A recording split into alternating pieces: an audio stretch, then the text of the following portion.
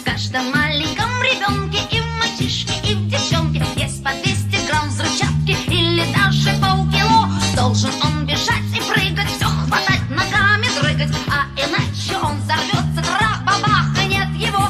Каждый новенький ребенок вылезает из пеленок и теряется повсюду, и находится везде.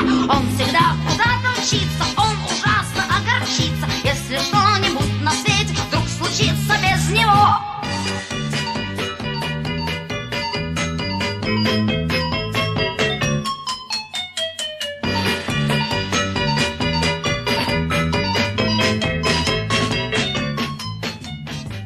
В каждом маленьком